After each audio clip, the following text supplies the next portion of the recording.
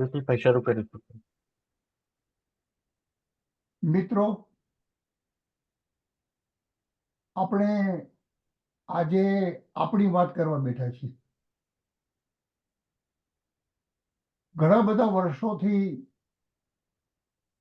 ભારતના અને ખાસ કરીને ગુજરાતના કિનારેથી કેટલા લોકો પરદેશ ગયા હોય, પણ એમની વાતો આપણને જાણવા મળતી નથી.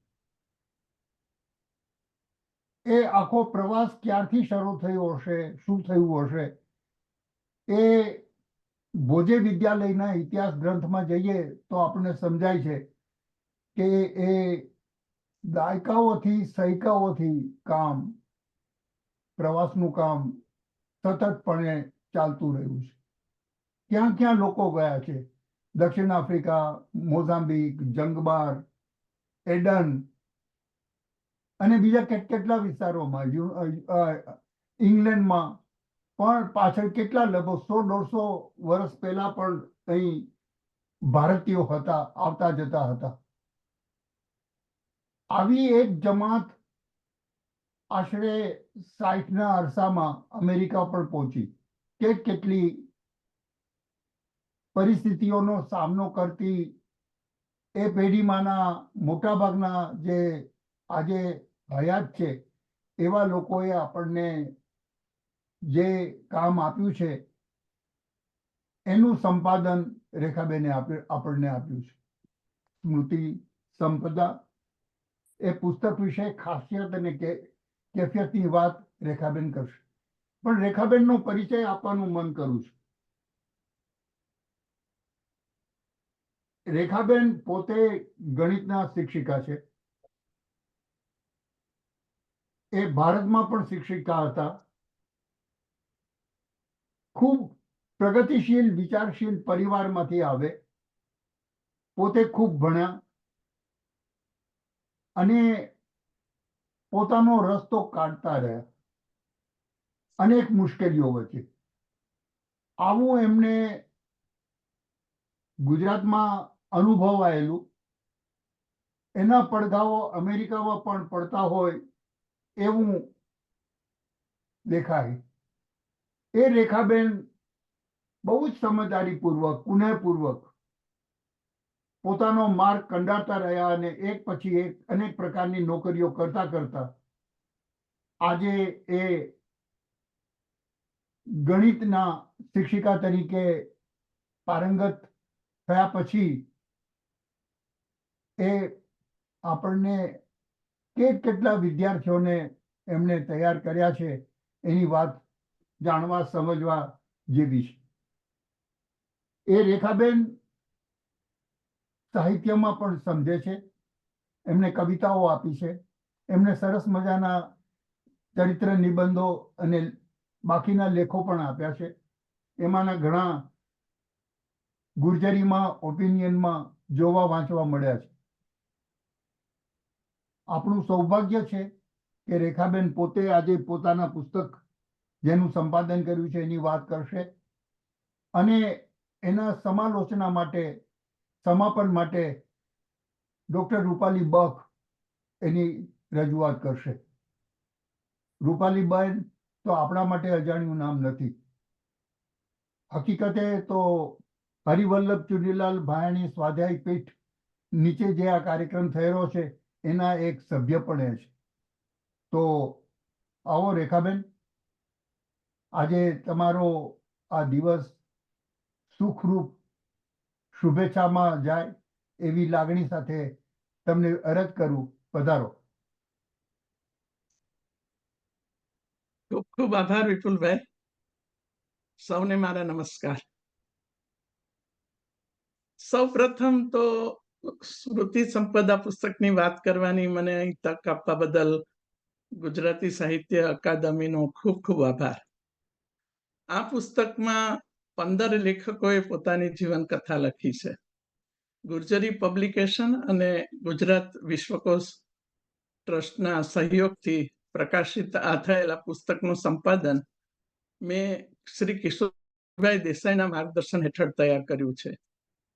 એ માટે વડીલ શ્રી કિશોરભાઈની અને બધા લેખકોની હું ખૂબ આભારી છું. આ લેખકોમાંથી ડોક્ટર જયંતભાઈ મહેતા, દેવિકાબેન ધ્રુવ, પ્રીતિબેન સેનગુપ્તા, સરયુબેન પરીખ એવા કેટલાક લેખકોનો સાથ અને સહકાર મને છેવટ સુધી મળતો રહ્યો છે. એક વાચક તરીકે નેશવિલના શ્રી તરુણભાઈ સુરતી પણ જોડાયા, એટલે એક રીતે તો આ ટીમ વર્ક જ કહી શકાય, જેમાં સદભાગ્યે લીડ લેવાની મને તક મળી.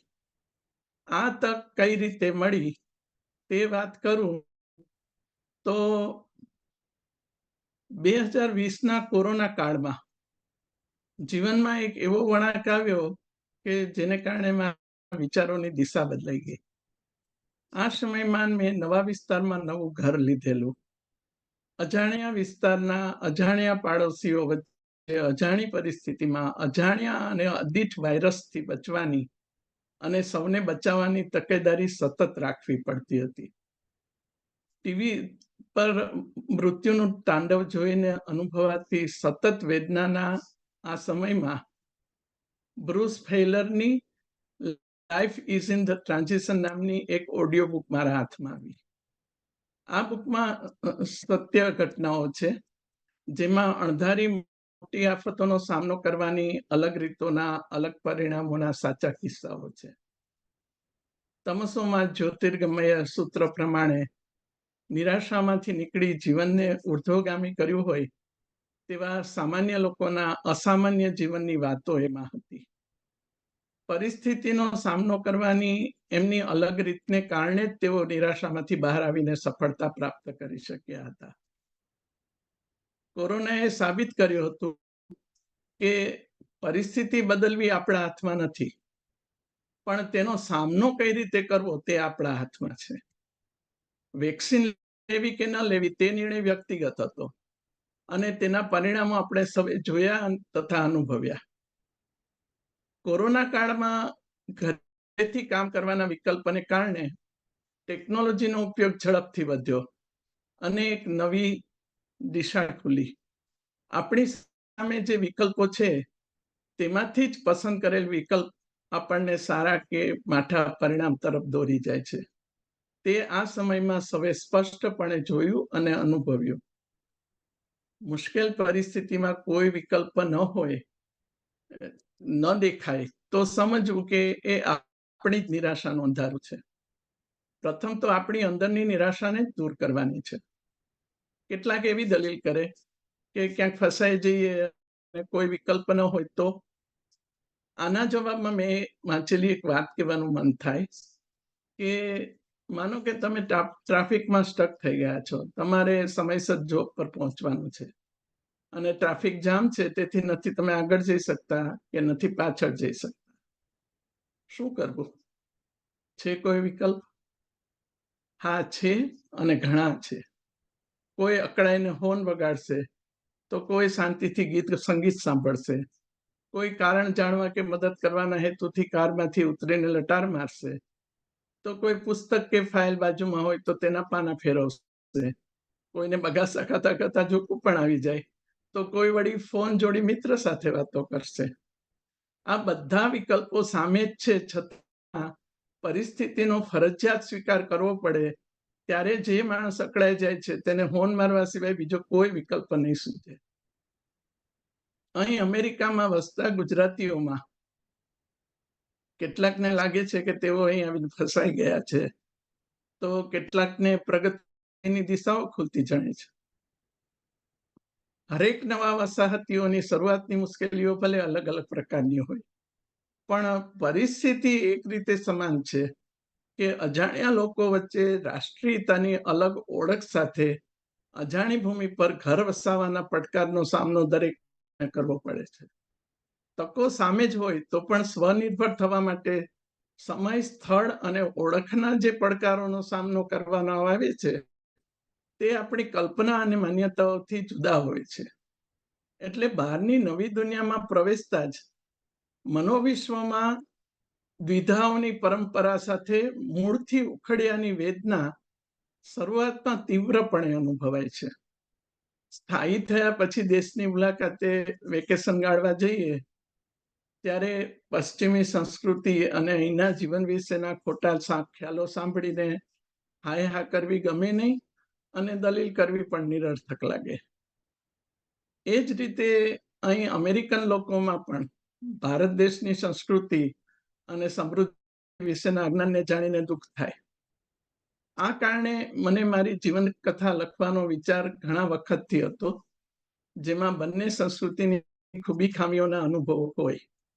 બંને દેશમાં સ્વનિર્ભર થવા માટે મેં જે સંઘર્ષો વેઠ્યો છે, તેને કારણે વૃદ્ધિ પામેલી આંતરિક સમૃદ્ધિનો વારસો મારા પછીની પેઢીને આપવાની ભાવના જાગે અને તેથી તેનો ઇતિહાસ પછીની પેઢી માટે લખવાનું મન. મારી સાથે સાથે બીજાના અનુભવો જોડવાનું મન પણ થાય. એમાંથી સ્મૃતિ સંપદાના સંપાદનનો વિચાર સ્ફુર્યો. આવનારા યુગમાં ઇલેક્ટ્રોનિક્સ વગરના વિશ્વની કલ્પના પણ મુશ્કેલ હશે. જ્યારે આપણા દાદા દાદી ઇલેક્ટ્રિસિટી વગરના ગામડાઓમાં પણ સુખ શાંતિથી રહેતા હતા, તે આપણે જોયું છે અને માણ્યું પણ છે. સમયના ફેરફારની ગતિ બહુ ઝડપી થઈ ગઈ છે અને તેથી ગઈકાલની દુનિયા અને આવતીકાલની દુનિયા વચ્ચેના વર્તમાનનો સેતુબંધ નવ રચના માંગે છે. મહાસત્તા અમેરિકાની સંસ્કૃતિના મેલ્ટિંગ પોટમાં આપણે આપણી સંસ્કૃતિને પણ તાવણી પર મૂક્યા વગર છૂટકો નથી અને તો જ નવી સંસ્કૃતિમાં એના ઉત્તમ અંશો ઉમેરાશે. આ સમન્વયની વાત સ્મૃતિ સંપદાના દરેક લેખકની જીવન કથામાં છે. સંઘર્ષનો સામનો કરવાની અલગ અલગ રીતો અને અલગ અલગ અનુભવો કેવી રીતે સફળતા તરફ લઈ જાય છે, તે આ જીવન કથાઓમાં વાંચ્યા પછી સફળતા વિશેની આપણી સમજ પણ બદલાઈ જાય છે. આવી જીવન કથાઓના સંચયનો મેં વિચાર આવ્યો એ જ અરસામાં લેખક ડોક્ટર જયંતભાઈ મહેતા રિટાયર્ડ થઈ નેશવિલમાં રહેવા આવ્યા.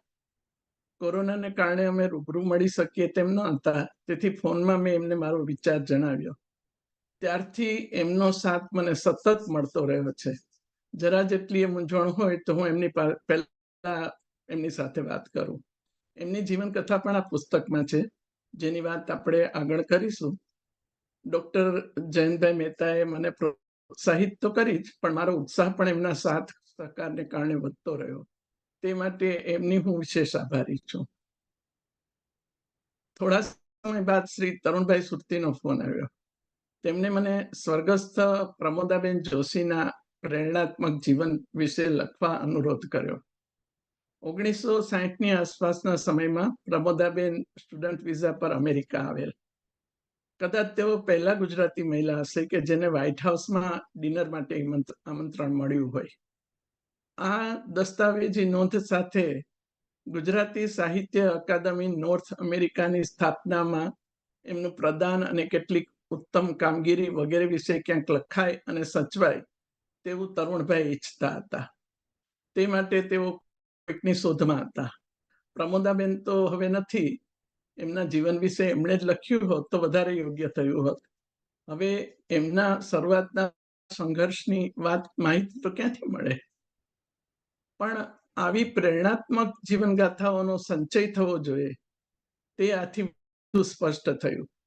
પછી તો દેવિકાબેન ધ્રુવ, પ્રીતિબેન સેનગુપ્તા, સરયુબેન પરીખ વગેરે જોડાતા ગયા અને મારો ઉત્સાહ વધતો ગયો.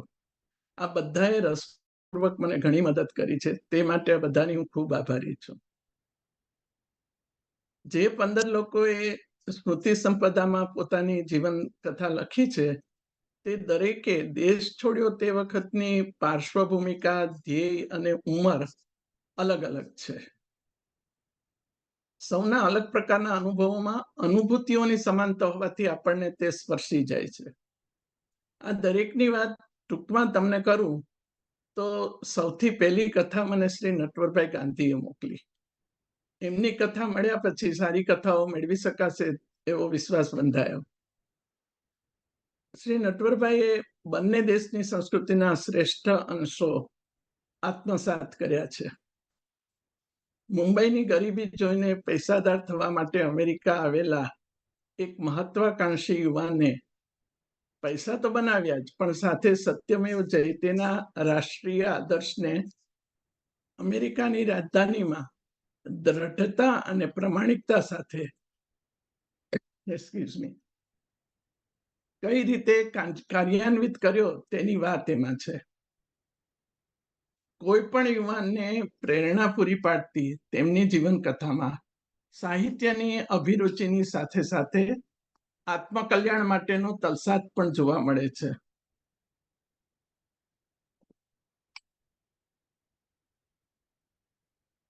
એક્સક્યુઝ મી પરિસ્થિતિનો સ્વીકાર અને સંતોષ હંમેશા ફળદાયક નથી હોતો. એની સામે ઝઝુમવાની હિંમત પણ હોવી જોઈએ. સત અને અસત વચ્ચે જ્યારે પસંદગી કરવાની આવે ત્યારે ભૂલમાંય થાપ ન ખાઈ જવાય તેવી સજાગતાનો ગુણ કેળવવો કેટલો જરૂરી છે તે વાંચકને સ્પષ્ટ રીતે દિલમાં ઉતરી જાય તે રીતે એમણે લખ્યું છે. શ્રી નટવરભાઈ ગાંધીને વિશ્વના એક ઉત્તમ નાગરિક કહી શકાય. વિશ્વના ઉત્તમ નાગરિક કહી શકાય તેવા બીજા લેખક છે પ્રીતિ શાહ સેનગુપ્તા, જેઓ એકલા આખી પૃથ્વીનો ખોળો ખૂંદી વળ્યા છે, તેથી વિશ્વ પ્રવાસીની તરીકે જાણીતા છે. પ્રીતિબેન વિશે તો ઘણું લખાયું છે, તેમણે પોતે પણ ઘણા પુસ્તકો લખ્યા છે. એમણે જે રીતે મારા આ વિચારને મૂલવ્યો તે પરથી મને ખાતરી થઈ કે સફળતાના શિખરે પહોંચેલા બીજા લોકો પણ એમની જીવનકથા લખશે. પ્રીતિબેને કહ્યું કે આપણા જીવન વિશે જાતે લખવું સહેલું નથી, પણ લખ્યા પછી દિલમાં ઘણી રાહત અનુભવાય છે. એમની જેમ મારી જીવનકથા લખતી વખતે પણ મેં પણ અનુભવ્યું કે લખતી વખતે કેટલીક પીડાઓ પણ ઉભરી આવે અને કેટલીક નકામી યાદોને પણ ખંખેરવી પડે. એ પછી અનુભૂતિ સાથેનું આપણું સત્ય આપણે જાતે લખીએ ત્યારે તે દસ્તાવેજી બની જાય છે. નવી પેઢી માટે આપણા એ સમયખંડની મુશ્કેલીઓ વિસ્મયકારક બની રહે છે. પ્રીતિબેન જે સમયમાં ઉત્તર ધ્રુવ પર ગયા ત્યારે 5 યાત્રીઓની ટુકડીમાં સ્ત્રી તરીકે તેઓ એકલા જ હતા.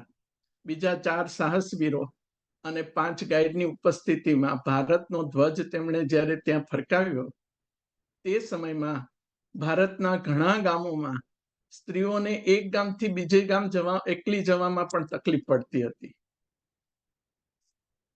ઘર, કુટુંબ, સમાજ, દેશ અને દુનિયાના કેટલા વાળાઓ કુદાવીને એકલા વિહરવા માટે જે આત્મબળ જોઈએ તેની વૃદ્ધિ એમની જીવનકથામાં જોવા મળે છે. ફક્ત ગુજરાતીઓ માટે જ નહીં, વિશ્વના દરેક નાગરિક માટે આ જીવનકથા પ્રેરણારૂપ છે. આવા સાહસ માટે મનને કેળવવા કેટલું ત્યાગવું પડે છે. ખમીરવંતી એમની જીવનકથા લખવા તેઓ તૈયાર થયા પછી મને થયું કે હવે લેખકો શોધવા નહીં જવું પડે, અને થયું પણ એવું જ. પછી યાદી લંબાતી ગઈ. ડોક્ટર શ્રી જયંતભાઈ મહેતાની જીવનકથા વાંચીએ ત્યારે ખ્યાલ આવે કે હૃદયમાં સાચી સેવા ભાવના હોય તો જ નાના ગામડાઓ સુધી મહત્તમ સેવાઓ કેમ પહોંચે તેનો વિચાર આવે.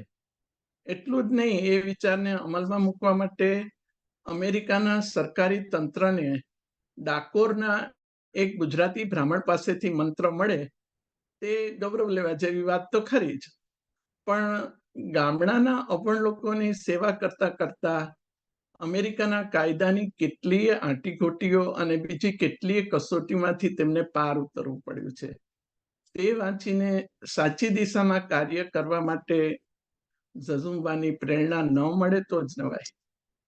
25 જેટલા પારિતોષિકોને તેમણે ઊંચે માળિયામાં મૂકી દીધા છે, પણ એમનો સેવાયજ્ઞ હજુ ચાલુ છે. ડોક્ટર જયંતભાઈ આપણી ધાર્મિક સંસ્કૃતિમાં પણ ઘણો રસ ધરાવે છે.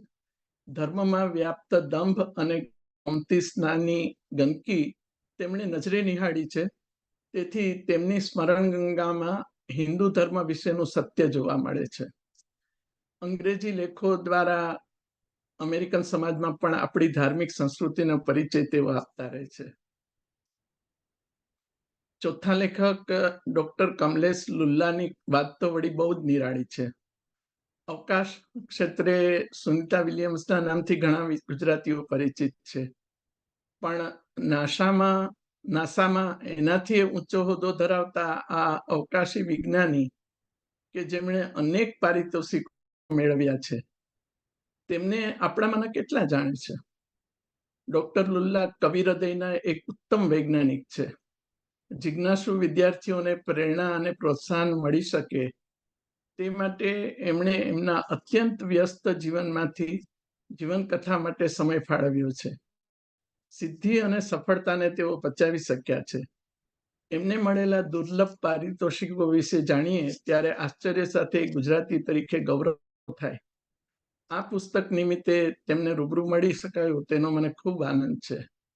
નમ્રતા જેને સહજ છે તેવા સ્મૃતિ સંપદાના લેખકોએ મને વધુ નમ્ર થતા શીખવ્યું છે અને સ્મૃતિ સંપદાના સંપાદનનો આ એક ન દેખાય તેવો મોટો ફાયદો મને થયો છે.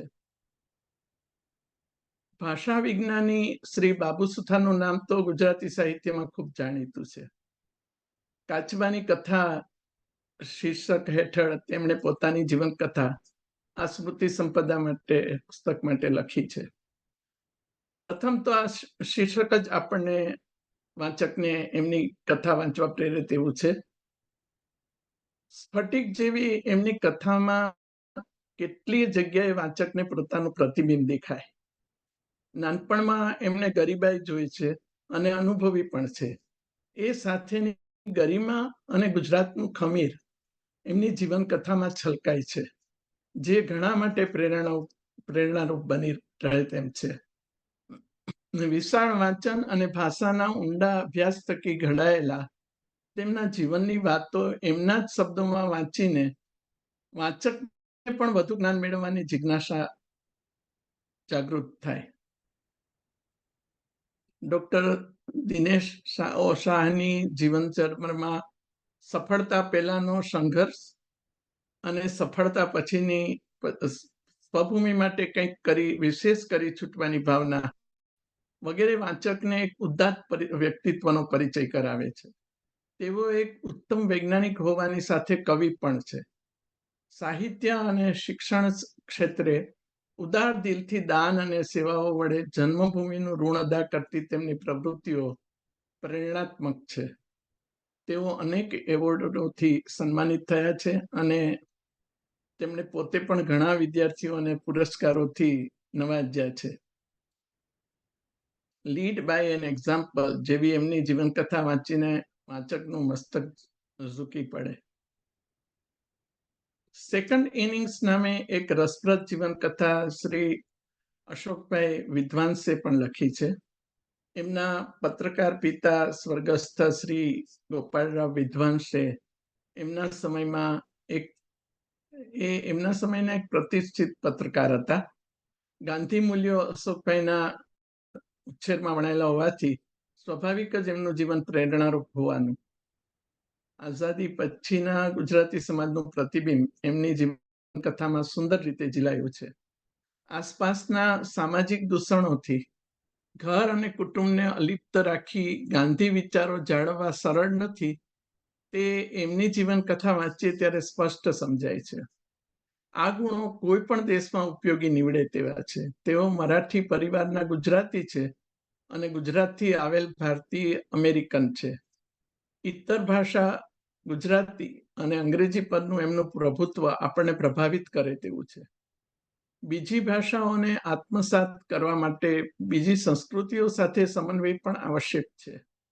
અલગ અલગ સંસ્કૃતિના સારા નરસા તત્વોમાંથી સારું ગ્રહણ કરી ખરાબ તત્વોનો ત્યાગ જ વિકાસની કેડી કંડારી શકે.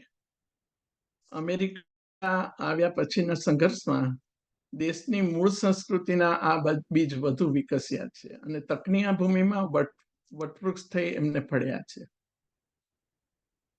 દેવિકાબેન ધ્રુવ, સપના વિજાપુરા, ડોક્ટર ઇન્દુબેન શાહ, સરયુબેન પરીખ અને હું અમે બધી સ્ત્રી લેખિકાઓએ આ દેશમાં આવીને સાંસ્કૃતિક સંઘર્ષ ઘરમાં પણ વેઠ્યો હોય, કારણ કે અમારી ટોપ પ્રાયોરિટી કુટુંબની સંભાળની હોય. સ્કૂલેથી બાળકો રોજ નવા વિચારો લઈને આવે ને આસપાસના સમાજમાં પણ અલગ દ્રષ્ટિકોણ હોય. એટલે સાંસ્કૃતિક સંઘર્ષ તો હોય જ, પણ જુદા પ્રકારનો હોય. એમાં વળી ડોક્ટર ઇન્દુબેન શાહની પાર્શ્વભૂમિકામાં તો ભારત પાકિસ્તાનના ભાગલા વખતે વિખરાયેલા કુટુંબનો ઇતિહાસ પણ વચાય છે. એ જ રીતે સપના વિજાપુરાની કથામાં દેશમાં અનુભવેલી હિન્દુ મુસ્લિમ વચ્ચેના પ્રણયની કરુણતા ઉપરાંત શિક્ષણ ક્ષેત્રે નવો ચીલો પાડવાની ખુમારી સાથે અનેક મુસીબતોનો સામનો તેમણે કર્યો છે. ઉગતી યુવાનીના આ સંઘર્ષોમાંથી ઉગેલી સમજના બીજ એમને અમેરિકામાં જુદી સંસ્કૃતિની જુદા પ્રકારની સ્ટ્રગલમાંથી બહાર લાવી અલગ કેડી પર ચાલવાનું બળ અને સમજ આપે છે. આ બધી વાતો વાંચી વાંચકને પણ બળ મળે છે. સ્મૃતિ સંપદા વાંચ્યા પછી વાંચકને જીવનની નાની મોટી મુશ્કેલીઓ સામે ઝઝુમવાનું બળ મળી રહે છે. કલા સાહિત્યનો વારસો જેના લોહીમાં છે તે સરયુબેન પરીખની જીવનકથામાં એમના માતા સ્વર્ગસ્થ ભાગીરથીબેન મહેતા એમના સમયના એક સુધારાવાદી હિંમતવાન મહિલા હતા. ભાગીરથીબેનનું જીવન દર્શાવે છે કે સુધારાઓ આપણાથી શરૂ કરવાના હોય.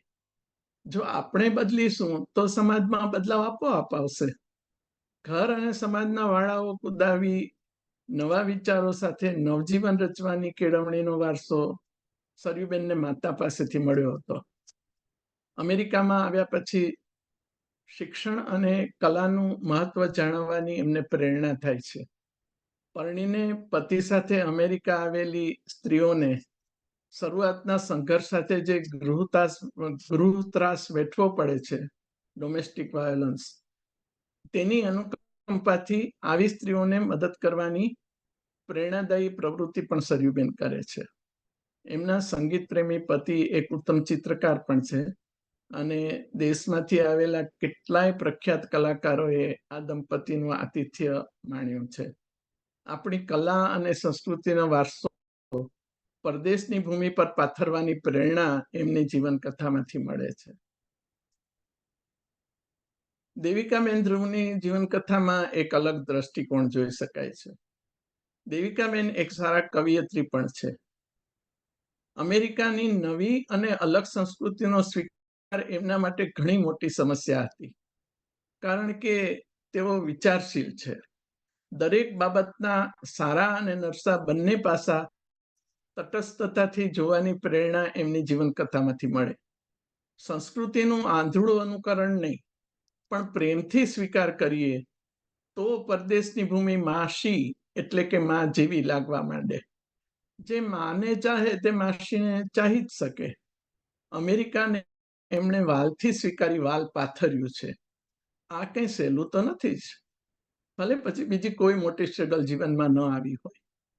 અમેરિકામાં જન્મીને ઉછળતી નવી પેઢીને જ્યારે આપણી પૂર્વી સંસ્કૃતિ જાળવવાની મુશ્કેલ લાગે ત્યારે સમન્વયના દસ્તાવેજી પુરાવા જેવી આવી જીવનકથા દિશા સૂચક જ નહીં, કાવ્યમય પણ બની રહે તેમાં એમની સ્મૃતિ સંપદા વાંચીને સ્પષ્ટ થાય છે.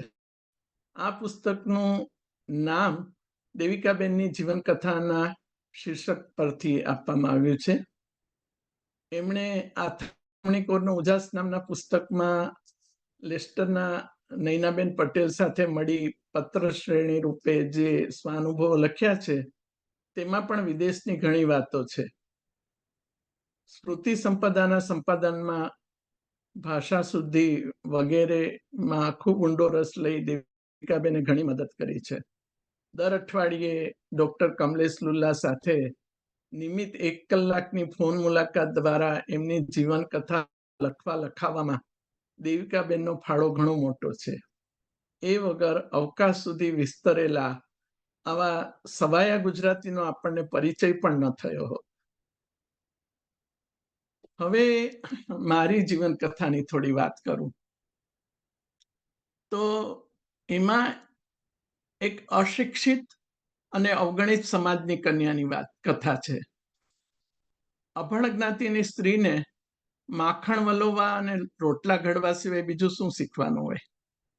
એવું જ્યારે સાસરીમાં અને સમાજમાં બધા માનતા હોય ત્યારે મારા મા બાપે દીકરીને ભણાવી ગણાવી અમેરિકા સુધી મોકલી તે ઘટના જ ઘણી મોટી હતી. વિજ્ઞાન, ગણિત અને સાહિત્ય ક્ષેત્રે જે તકો મને અમેરિકામાં મળી તે સ્વદેશમાં મળી હોત કે કેમ તે પ્રશ્ન છે.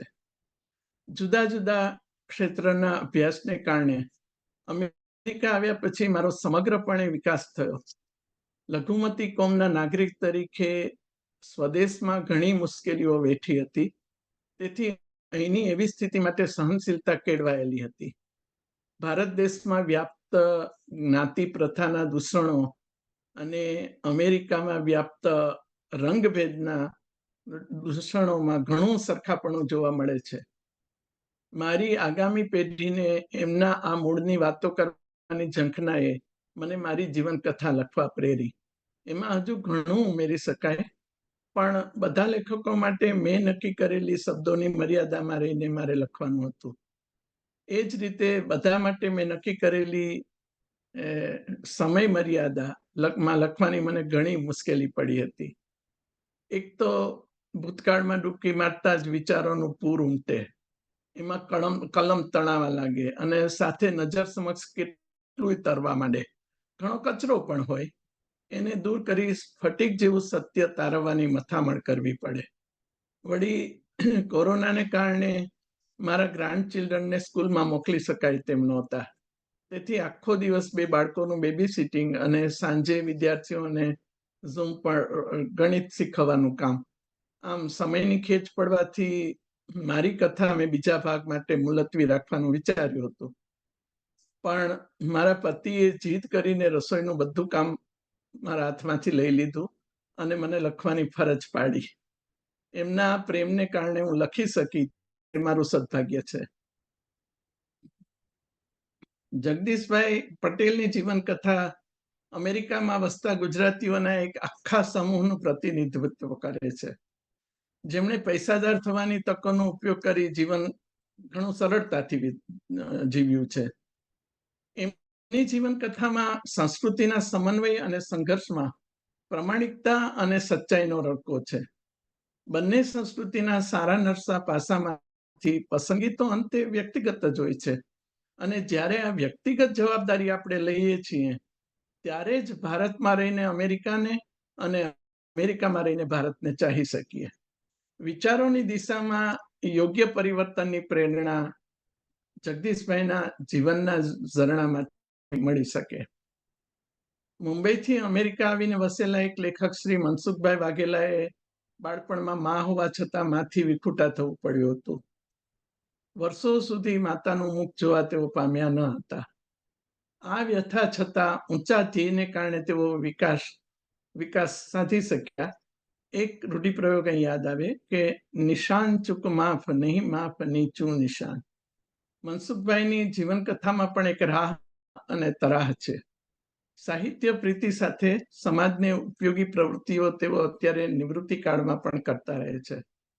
વિકાસની કેડી પર ફંટાતા માર્ગો પર ઉજાસ પાથરે તેવી એમની સહકારની કેડીએ નામની જીવનકથા વાંચવા જેવી છે. આ પુસ્તકમાં છેલ્લી એટલે કે 15મી જીવનકથા અમદાવાદથી અમેરિકા શ્રી અરવિંદભાઈ ઠેકડી લખી છે. એમાં અમેરિકા વિશે વાંચકને ઘણું જાણવા મળશે. તેઓ 1960-70ના દાયકાની ગુજરાતી સંસ્કૃતિ લઈને અમેરિકા આવ્યા. ત્યારે અમેરિકાની સંસ્કૃતિ અત્યાર કરતાં ઘણી અલગ હતી. ઇમિગ્રન્ટ્સ સ્વીકાર લોકો બહુ ખૂબ પ્રેમથી એ સમયે કરતા. અત્યારે થોડું ઓરબાયું વર્તન છે ઇમિગ્રન્ટ્સ પ્રત્યે. તે સમયમાં એવું નહોતું. સમયના બદલાવ સાથેના અનુભવોનું અમૃતનું ભાથું એમની જીવનકથામાંથી મળે છે. અત્યારે ગુજરાતમાં કે ભારતમાં જ નહીં, સમગ્ર વિશ્વમાં સંસ્કૃતિ બહુ ઝડપથી બદલાઈ રહી છે. કોરોનાની વિશ્વવ્યાપી બીમારી અને એ સમયની તાતી જરૂરિયાતે વિકસેલી ટેકનોલોજી, એની અસરથી બદલાયેલી સંસ્કૃતિના સ્વીકાર સાથે કેડી કંટાળતી વખતે જીવન માર્ગની બંને તરફ લુપ્ત થતી જતી જૂની સંસ્કૃતિના બીજ આપણે રોપીશું તો પછીની પેઢીને જરૂર એના ફળ મળશે. વધુને વધુ વ્યસ્ત થતા જતા જીવનમાંથી સમય ફાળવી આવા બાળકોને લખવા વાંચવાની, આપણા બાળકોને લખવા વાંચવાની પ્રેરણા મળે તે માટે પણ આવી જીવન કથાઓ તેમને વંચાવવી જોઈએ એવું હું માનું છું. આ દસ્તાવેજી જીવન કથાઓના સંચયના વિચાર બીજને પોષણ આપતા પરિબળોની થોડી વાત કરું તો એમાં લેખક મિત્રો તો ખરા જ, અને વાંચકો વગર તો એનો પ્રસાર જ ન થાય.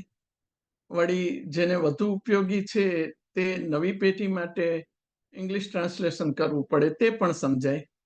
પણ જે મુખ્ય પરિબળ છે તે ભૂતકાળ અને ભવિષ્યની જોડાયેલી કડીઓ છે. ભૂતકાળની પરિસ્થિતિમાં પસંદ કરેલા વિકલ્પોને કારણે આજે હું અહીં છું, અને ભવિષ્યનું ધ્યેય નક્કી કર્યા વગર સામે રહેલા વિકલ્પોમાંથી પસંદગી કેવી રીતે થઈ શકે?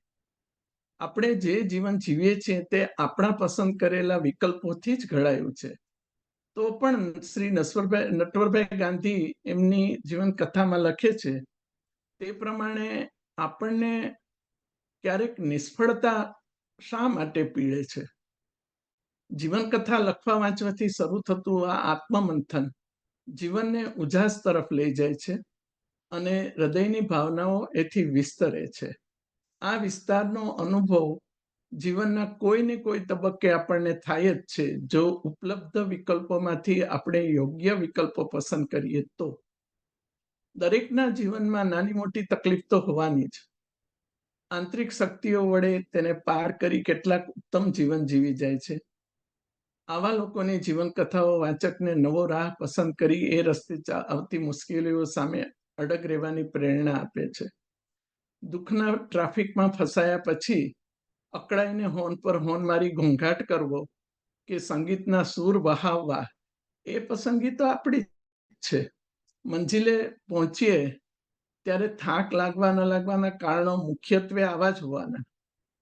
આ જીવન કથાઓમાં પણ તમે જોઈ શકશો કે દેશ છોડ્યાની એક સરખી પરિસ્થિતિમાં જ્યારે કેટલાય વિકલ્પ નજર સામે હોય ત્યારે કોણ કયો વિકલ્પ પસંદ કરે છે અને તેનું તેને શું પરિણામ મળે છે, જે ફેર છે તે આપણી પોતાની પસંદગીનો છે. છેલ્લે થોડીક મારી અંગત વાત કરું તો અમેરિકા આવવાની પ્રથમ તક મને 1976માં કોલેજ ગ્રેજ્યુએટ થયા પછી તરત મળી હતી. એ સમયે 6 મહિનામાં વિઝા મળી જતા હતા. ત્યારે મારી માન્યતા એવી હતી કે અમેરિકા ભૌતિકવાદી દેશ છે અને ભારત જેવી આધ્યાત્મિકતા તો જગતમાં બીજે ક્યાંય નથી. વળી મારું સ્વપ્ન એક આદર્શ ગૃહિણી થવાનું હતું. આથી મેં ભારત જેવા મહાન દેશમાં જ રહેવું એવું નક્કી કરેલું. પણ પછી 2 બાળકો સાથે ઘરની જવાબદારી ઉપરાંત આવક જાવકના 2 છેડા ભેગા કરવાની ફરજ પડી ત્યારે અનુભવ્યું કે ધર્મમાં દંભનું વાતાવરણ આસપાસના લોકોમાં સામાન્ય નાગરિકથી લઈને ધર્મગુરુઓ અને સત્તાધીશો સુધી એ સમય પણ વ્યાપ્ત હતું. જાતિવાદ અને ધર્મ સાથે જોડાયેલા ગુરુતા ગ્રંથિ અને લઘુતા ગ્રંથિના મૂળ વિશ્વભરમાં ખૂબ ઊંડા છે અને ભારત પણ એમાં બાકાત નથી. હું જ્યારે 12-13 વર્ષની હતી ત્યારે મારા પિતાએ સમાજમાં અંધશ્રદ્ધા દૂર કરવા માટે સૌરાષ્ટ્રમાં આવેલા માતાજીના 5 મઢોમાં રહેતા ભુવાઓ સામે કોર્ટમાં કેસ કરેલો. કારણ કે ભુવાઓ દર વર્ષે પુંજના ધાર્મિક ઉત્સવ વખતે માતાજીને નામે જ્ઞાતિજનો પાસેથી પૈસા ઉઘરાવતા અને એમાંથી પોતાની મિલકતો ખરીદતા હતા. ભુવાઓએ નક્કી કરેલા માણસો દરેકના ઘરે જઈ ઘર દીઠ એકઠા કરેલા નક્કી કરેલા પૈસા ઉઘરાવી લાવે અને આ રકમને ધુપેડો નામ અપાય. નાદ બાર થવાની બીકે ગરીબ માણસ કરજ કરીને પણ ધુપેડો આપે.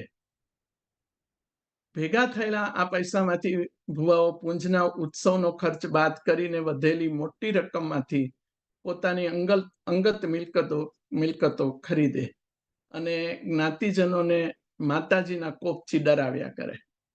આ પ્રથાનો સૌ પ્રથમ વિરોધ કરનાર મારા પિતા હતા. એમણે ધુપેડો આપવાની ના પાડવાની શરૂઆત કરી એટલું જ નહીં, જ્ઞાતિ બંધુઓ પાસેથી ઉઘરાવેલા પૈસાનો જાહેર હિસાબ એમણે કોર્ટમાં ભુવાઓ પાસે માંગ્યો. ખોટા સાક્ષીઓને કારણે સમાજ સુધારાનો આ કેસ મારા પિતા કોર્ટમાં હારી ગયા, પણ સમાજમાં જાગૃતિ લાવવામાં તેઓ સફળ રહ્યા. મૃત્યુની ધમકીઓને અવગણીને તેઓ જીવ્યા ત્યાં સુધી આ લડત ચાલુ રાખી હતી. આજે હવે કેટલાય લોકો ધુપેડાના પૈસા નથી આપતા, ખાસ તો ગરીબો કે જેઓ મજૂરી કરીને 2 ટંકનું ભોજન પામે છે. આવા ગરીબોના ઘરની દિવાલ પર આજે માતાજીની સાથે સાથે મારા પિતાની છબી જોઈને ગર્વ અનુભવાય. એમનું જીવન પૂરના સામા પ્રવાહમાં તરવા સમાન હતું. અમને બાળકોને આત્મનિર્ભર થવાની જે તાલીમ મળી, એમાં દુઃખ સામે લડવાની તાલીમ વધુ અને સુખ મેળવવાની ઝંખના ઓછી હતી. સંતોષ રાખવો પણ નિષ્ક્રિયતા નહીં. આ બધી કેળવણી અહીં અમેરિકા આવીને બહુ ઉપયોગી નીવડી. હવે બીજી એક વાત એ છે કે બાળપણમાં ભાષા શુદ્ધિ માટે મા બાપનો ઠપકો ઘણીવાર સાંભળેલ, પણ ગામડાની બોલી બોલનારા સગાવાલાની અવર જવર ઘરમાં ઘણી, તેથી તેની અસરથી શ અને શ વચ્ચે ક્યારેક ભૂલ થતી રહે છે, તો તેને દરગુજર કરવા આપ સૌને વિનંતી. એક બીજી વિનંતી એ છે કે સ્મૃતિ સંપદાના બીજા ભાગ માટે અમેરિકા ઉપરાંતના અન્ય દેશોના ગુજરાતીઓ પણ એમની જીવનકથા લખે. શબ્દોની અને સમયની મર્યાદાની ને એ બધી માહિતી જેમને રસ હશે એમને મળી શકશે. હું વિપુલભાઈને પણ મોકલીશ અને મારું ઈમેલ એડ્રેસ પણ એમની પાસેથી મળી શકશે. પહેલા ભાગમાં સ્મૃતિ સંપદા નીચે જ્યાં અમેરિકા નિવાસી ગુજરાતીઓની જીવનગાથા લખ્યું છે, ત્યાં આ પહેલો ભાગ છે. એમાં અહીંયા લખ્યું છે, ત્યાં દરિયાપારના ગુજરાતીઓની જીવનકથા કે એવું કંઈક લખાય ગમશે. દરિયાપારના ગુજરાતી સાહિત્ય માટે ડાયાસ્પોરા શબ્દ ઘણી ગૂંચો ઊભી કરે છે. તાજેતરમાં ગુજરાત વિશ્વકોશ ટ્રસ્ટ વતી અજયભાઈ ચૌહાણે વિશ્વ પ્રવાસીની પ્રીતિ સેનગુપ્તાનો જે ઇન્ટરવ્યુ લીધો, એમાં પ્રીતિબેને ડાયાસ્પોરા શબ્દની આ દ્વિધાને બહુ સરસ રીતે સ્પષ્ટ કરી છે. ડાયાસ્પોરાને બદલે વિદેશી કે દરિયાપારનું ગુજરાતી સાહિત્ય એવો કોઈ શબ્દ પ્રચલિત થાય તે માટે પ્રખ્યાત સાહિત્યકારો સજાગ પ્રયત્ન કરે અને મારા જેવાને સાથ આપે એવી આશા છે. આ સાથે હવે તો સમય મર્યાદાને માન આપીને અહીંયા મારી કેફિયત પૂરી કરું છું. આપ સૌએ કિંમતી સમય ફાળવી મને શાંતિથી સાંભળી તે બદલ બધાનો ખૂબ ખૂબ આભાર. અને અહીં મારી કેફિયત રજૂ કરવાની તક આપવા બદલ ગુજરાતી સાહિત્ય અકાદમી યુકેનો અને ખાસ તો વિપુલભાઈનો અને પંચમભાઈનો વંદન સહિત આભાર. નમસ્તે. વાહ રેખાબેન, હવે આપણે સમાપન તરફ પહેલા જઈએ. પ્રશ્નોત્તરી અને એ વાત પછીથી લઈએ, એટલા માટે રૂપાલીબેનને વિનંતી કરીએ. પધારો રૂપાલીબેન. થેન્ક યુ વિપુલભાઈ. સૌને નમસ્તે.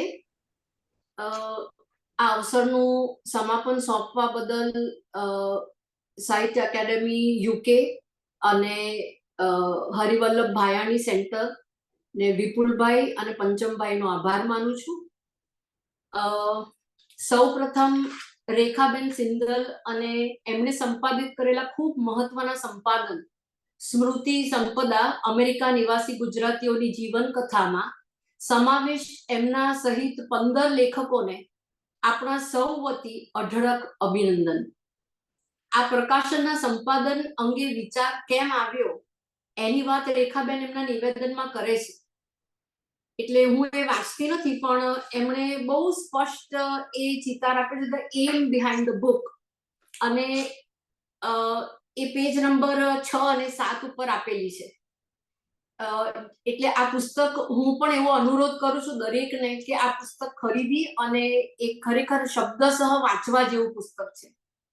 એમાં એ એક વાત કરે છે કે આ અનુભવો વિશે કોઈ લખે, એટલે કે પરોક્ષ રીતે, એની જગ્યાએ પોતે જો પ્રત્યક્ષ લખવામાં આવે તો એમાં ઘણો ફેર હોય છે, અને એની હું આગળ પણ વાત કરવાની છું. આ સંપાદનનું વિશિષ્ટ મહત્વ એટલા માટે છે કે અમેરિકામાં સ્થાયી થયેલા ગુજરાતી વ્યક્તિઓની ટેસ્ટિમનીઝ છે, કારણ કે પોતે પોતાના વિશે લખેલું છે. એટલે હું એવું કહું કે these are memoirs of the first generation Gujarati immigrants who migrated to America in the 60s, 70s and the 80s. એટલે જે રેખાબેને વાત કરી ને, જે પડકારો ને જે સંઘર્ષો, આ કયા જમાનાની આપણે વાત કરીએ છીએ? 60ના દાયકામાં, જ્યાં પ્રીતિબેન સેનગુપ્તાએ પણ લખ્યું છે કે વાણ મારફતે એ ગયા હતા. એટલે આ અત્યારનો જે જમાનો છે કે તમે you can travel to America and back in a matter of a day, એ જમાનો એ હતો ને. તમામ જીવનકથાઓ અત્યંત રસપ્રદ રીતે અને વિગતે લખાયેલી છે. લેખકોએ ભારે જહેમત લીધી છે, એ અનુભવાય છે. આ લેખોમાં આત્મચિંતન અને આત્મતપાસ પણ દર્શાવવામાં આવી છે. લેખકોએ એમની સ્મૃતિ અને ઓળખને સુંદર રીતે કોન્ટેક્સ્ચ્યુઅલાઇઝ અને ફિલોસોફાઇઝ કરેલી છે, જેના કારણે લેખોમાં ઊંડાણ પમાય છે. દેવિકાબેન ધ્રુવ કહે છે એમ, આ સ્મરણ કથાઓ છે, અથાગ પરિશ્રમ અને સાહસની કથાઓ છે. આ લેખો વાંચ્યા પછી આપણે લેખકોને સલામ અને વંદન કર્યા વિના રહી શકતા નથી. અશક્યને શક્ય બનાવવાનો એમનો જુસ્સો અને હિંમત આપણને પ્રેરણા પૂરી પાડે છે. These are tales and trails of blood, sweat and tears. આપણે ગુજરાતીમાં લોહી પસીનો પાડ્યો એમ કહીએ છે ને, એમ. તમામ લેખકો અંગ્રેજીમાં જેમ કહે છે તેમ ડાઉન મેમરી લેન જઈને એમની જીવન કિતાબને આપણી સાથે ખૂબ નિખાલસતા અને સહજતાથી શેર કરે છે. રેખાબેને હમણાં જેમ કહ્યું તેમ કે જેમ લખતા લખતા એક બધી પીડાને કેથાર્સિસ આપણે કહેતા હોઈએ છીએ ગ્રીક ટ્રેજેડીના સિદ્ધાંત મુજબ, અને આ આત્મવૃત્તાંતના સંદર્ભમાં એને સ્ક્રિપ્ટોથેરાપી પણ કહે છે. તો આ લખતા લખતા આપણે જ્યારે આપણી વેદનાને વાચા આપીએ છીએ તો એની આપણને એક થેરપી થતી હોય છે. તો આ લેખો આપણને જો વાંચતા એવું અનુભવાય તો લેખકો માટે ચોક્કસ આ સ્ક્રિપ્ટોથેરાપી સાબિત થઈ જ હોય. સિદ્ધિઓની વાત કરી છે, પરંતુ નિષ્ફળતાની એથી વધુ પ્રામાણિકતાથી વાત કરી છે. ડાયસ્પોરિક એક્સપિરિયન્સીસ ફર્સ્ટ હેન્ડ વાંચવા મળે, એનાથી વધુ લાવો શું હોઈ શકે? મકરંદભાઈ મહેતા અને શિરીનબેન મહેતાએ બ્રિટનમાં ગુજરાતી ડાયસ્પોરા, ઐતિહાસિક અને સાંપ્રત પ્રવાહો પુસ્તક આપ્યું છે. એમણે ગુજરાતી ડાયસ્પોરા વિશે લખેલું છે. જેમ રેખાબેને લખ્યું છે, પ્રવાસીઓના અને વસાહતીઓના લખાણમાં ફરક હોય છે. સ્મૃતિ સંપદામાં ફર્સ્ટ હેન્ડ અકાઉન્ટ્સ છે. થોડી હળવાશ સાથે કહું તો straight from the horses mouth એવા આ લખાણો આપણને પ્રાપ્ત થાય છે. બે સંસ્કૃતિઓ વચ્ચેના આદાન પ્રદાનની કથાઓ છે. આ આદાન પ્રદાનમાં આપણે જે ક્લેશ ઓફ કલ્ચર્સ કહીએ છીએ તેનો પણ એમાં સમાવેશ સ્વાભાવિકપણે થાય જ છે. એમાંય આપણે કહે છે કે બે સંસ્કૃતિ, તો પાછી સંસ્કૃતિમાં પેટા વિભાગો છે. કે આપણે ગુજરાતની વાત કરીએ તો ગુજરાતમાં બી જે લેખકોનો જે સ્વદેશ છે એમાં પણ જે સંસ્કૃતિ છે એ જ્ઞાતિ, ધર્મ એ પ્રમાણે જુદી જુદી છે. અને અમેરિકામાં પણ આપણે જે લેખોમાં પામીએ છીએ અલગ અલગ જગ્યાએ અલગ અલગ સંસ્કૃતિ છે, એક જેવી સંસ્કૃતિ નથી. એટલે that in a way adds plurality and also complexity to the whole thing. હવે રેખાબેન ડાયસ્પોરા શબ્દ અંગે ઘણા મતભેદો તરફ ધ્યાન દોરે છે. આ શબ્દની ઉત્પત્તિ ભલે અલગ અર્થમાં થઈ હતી, આધુનિક સંદર્ભે જેમ કોલિન્સ ડિક્શનરીમાં નોંધેલું છે, people who come from a particular nation or whose ancestors came from it but who now live in many parts of the world. એટલે ડાયસ્પોરા એક અમ્બ્રેલા ટર્મ છે, આમ છત્રી જેવું છે, જેની નીચે ઉજ્જવળ ભવિષ્ય માટે પોતાના દેશ છોડીને વિદેશ સ્થળાંતર કરેલા લોકોનો પણ સમાવેશ થાય છે. જેમ મધુસૂદન કાપડિયા એમના પુસ્તક અમેરિકાવાસી કેટલાક ગુજરાતી સર્જકોમાં નોંધે છે, સાહસિક વસાહતી એટલે કે ઇમિગ્રન્ટ ગુજરાતીઓ પૃથ્વીના મહાસાગરોને જાણે સરોવર જેવડા બનાવી દીધા છે. પણ હવે તો ડાયસ્પોરા શબ્દોનો અર્થ જ બદલાઈ ગયો છે. ડાયસ્પોરા સંજ્ઞા વ્યાપક થતા એની સીમાઓ વિશાળ બની છે. ડાયસ્પોરા એટલે યહૂદીઓની પરાણે હકાલપટ્ટી એવો પુરાણો અર્થ તો હવે ભૂસાઈ જવાની રાહમાં છે. માત્ર યહૂદી જ નહીં, અન્ય પ્રજાઓમાં પણ ધર્મ, ભાષા, સંસ્કૃતિ, જાતિ કે એવા કોઈ કારણ કે બહાના હેઠળ થયેલા સ્થળાંતર એવો સીમિત અર્થ પણ આજકાલ રહ્યો નથી. એટલે હવે હું આનું કારણ એવું કરું છું કે ડાયસ્પોરા શબ્દનો અર્થ એક્સપાન્ડ થયો છે, ઇવોલ્વ થયો છે. અંગ્રેજીમાં ડાયસ્પોરા સ્ટડીઝમાં ડાયસ્પોરા માટે હવે એક્સપેટ્રિએટ અને ટ્રાન્સનેશનલ એવા શબ્દો વપરાય છે. પણ ડાયસ્પોરા પ્રસ્થાપિત અને પરિચિત હોવાના કારણે એનું ચલણ વધુ છે. આગળ મેં એક બીજું પણ સૂચન કરેલું છે, તે હું તેના પર આવીશ. દલિત સાહિત્યને મૂલવવા માટે સંસ્કૃત સૌંદર્ય શાસ્ત્ર માફક ના આવતા, જેમ મરાઠી દલિત વિદ્વાન Sharankumar Limbale towards an aesthetic of Dalit literature, history, controversies and considerations લખ્યું, અથવા જેમ શ્વેત નારીવાદમાં અશ્વેત નારીઓના સંઘર્ષની બાદબાકી થયાના કારણે આફ્રિકન અમેરિકન લેખિકા એલિસ વોકરે અશ્વેત નારીવાદની વિભાવના વુમનિઝમ સમજાવવા in search of our mothers garden લખ્યું. એમ રેખાબેનનું સૂચન કે ડાયસ્પોરા કહેવાતા આ દ્વિદેશી, એમણે દ્વિદેશી શબ્દ વાપર્યો છે એમના નિવેદનમાં, જેને કદાચ અંગ્રેજીમાં ટ્રાન્સનેશનલ કહે છે, એ સાહિત્યનો પ્રચાર વધે તે પહેલા એની વિભાવના વધુ સ્પષ્ટ થાય અને એક આગવી ઓળખ વિદેશી ગુજરાતી લેખકોની કૃતિઓને મળે તેવી શુભકામના છે. તો હું એમની સાથે સંમત છું. એ દિશામાં આગળ કામ કરવાનો અવકાશ છે. કદાચ આ જ બધા લેખકો મળીને અથવા આ વિષય પર એટલે અથવા આમાંના એક આ વિષય ઉપર લેખ કરી શકે, અથવા બાબુભાઈ જેવા વિદ્વાન એક આગવી થિયરી અને એના થકી આગવું શબ્દ ભંડોળ ઉપલબ્ધ કરી આપે, કારણ કે એ ભાષાશાસ્ત્રી છે. તો આવું કંઈ આપણે કરી શકીએ તો એ કરવા આપણે સક્ષમ છીએ અને આ બીડું ઝડપવું જોઈએ. એટલે સૂચન ખૂબ સરસ છે અને આપણે બધા એ દિશામાં વિચારવું જોઈએ. હવે મધુસૂદનભાઈ જે એમના પુસ્તકમાં પાના નંબર 9 ઉપર, રેખાબેન તમને યાદ હોય તો મેં પેલા આગલા પુસ્તકની વાત કરી હતી જ્યારે જ્યોતિ પટેલની, ત્યારે તમે જે પ્રશ્ન રેસ કર્યો હતો, મને હવે સમજાય છે આ પુસ્તક વાંચ્યા પછી કે એમના જે બધા વાંધા હતા, એટલે એમણે જે કહ્યું કે આ નથી ઉણપો જે બતાવી એ તો એમણે ડાયસ્પોરા સાહિત્યમાં બતાવી, ગુજરાતી ડાયસ્પોરાના સાહિત્યમાં. એ એક પોઈન્ટ આપણે જો લઈએ ને અને આ સ્મૃતિ સંપદાના લેખો લઈએ ને તો એ ટીક માર્ક કરતા જઈ શકાય એમ છે કે મધુસૂદનભાઈએ કીધું આ નથી તો આ છે, આ નથી તો આ છે. એમના જે બધી કમ્પ્લેન હતી ને કે એમને આ નથી, એ બધું જ આ લેખોમાં છે. એટલે એના માટે ફરીથી તમને બધાને ખૂબ જ અભિનંદન. એટલે એમની ઉણપો જે છે એ આ લેખોમાં પૂર્ણતઃ આવરી લેવામાં આવી છે. આ પુસ્તક અહીંયા છે પણ હું એ વાંચતી નથી ફકરો, કારણ કે પછી બહુ સમય જશે એમાં, અને હું રિફર કરું છું આપ બધાની પાસે જો એ હોય તો એ ફકરો અને આ સ્મૃતિ સંપદા બંનેને સાથે મૂકીને જોઈ શકાય છે.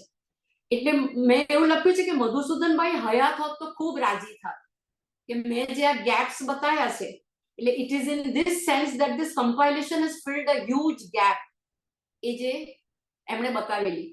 પણ બની શકે કે અમેરિકાવાસી ગુજરાતી સર્જકોના સાહિત્યમાં આ બધા પાસા ઉજાગર થવાના બાકી હોય, કેમ કે મેં સમગ્ર સાહિત્ય વાંચ્યું નથી, તો કદાચ એમણે જે ઉણપો બતાવી એ સાહિત્યમાં હજુ પણ હોઈ શકે, પણ સ્મૃતિ સંપદામાં નથી, એમાં બધી આવરી લીધેલી છે.